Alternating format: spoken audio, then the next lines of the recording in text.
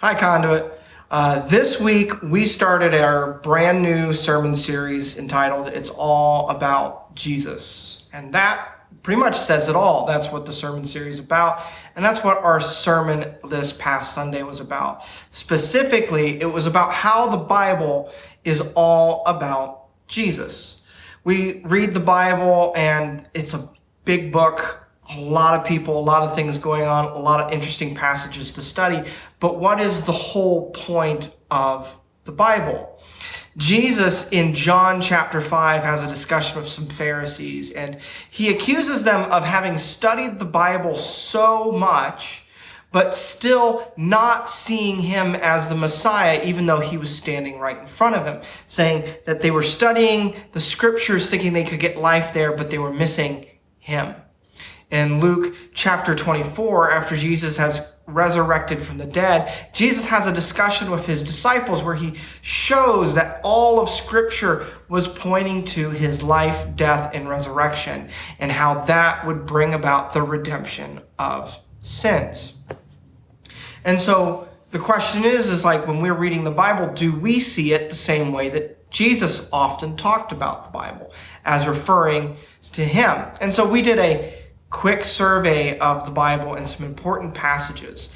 There's a whole lot of passages. There's so many, the whole Bible we could talk about and connect it and see how it points towards the eventual salvation in Jesus Christ.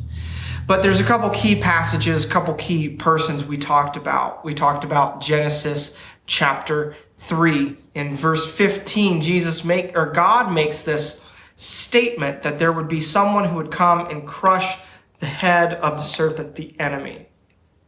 And that sets the stage right from the beginning, right at the fall as sin entered into the world. God had promised to make a way in which he would end the enmity between man and Satan. And so there is this ongoing thing, this person we are waiting for in the biblical narrative. And we talked about Noah, we talked about Abraham, we talked about King David, and we talked about the prophets. And we also talked about Moses, and each of those individuals were great. They were prophets, they provided ways of salvation, they ruled well, but they ultimately still weren't Jesus. And each of them points forward to Jesus in a greater way. Specifically, we looked at Isaiah 53. Isaiah 53 is this magnificent passage that talks about what is often been called the suffering servant.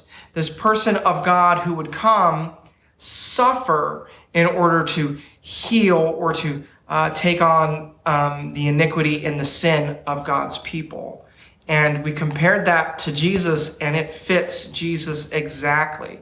Actually, as we look at Jesus, we find that when he gave his Sermon on the Mount, he was looking a whole lot like Moses, giving authoritative teaching on the law. That Jesus was also claimed that to have a heavenly kingdom, and being a descendant from King David, that he fulfilled that prophecy. That Jesus also, through baptism, that symbolism of being baptized into water and salvation through the cleansing of sins, even pointed back to Noah. And ultimately, Jesus has disarmed Satan and sin and the authorities of this world and redeemed us from death into life. Jesus is that serpent crusher.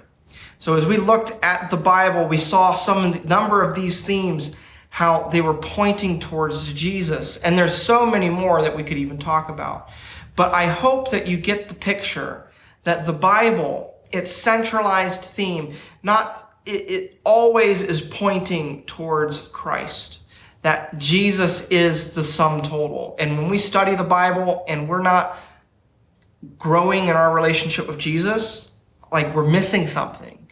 And it's often for us, it's so simple to just get our focus off by just one degree, to begin to focus on things of God rather than God himself.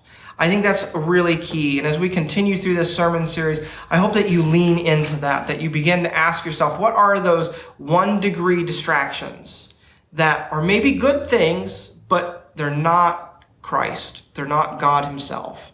And how can we see a shift in what's going on in our lives by simply fixing our eyes onto Jesus and his gospel? Because we believe it's all about Jesus, and his good news changes everything. Conduit, I hope that you have a great rest of your week and that you have good discussions this week in your groups. I hope to see you all this coming Sunday.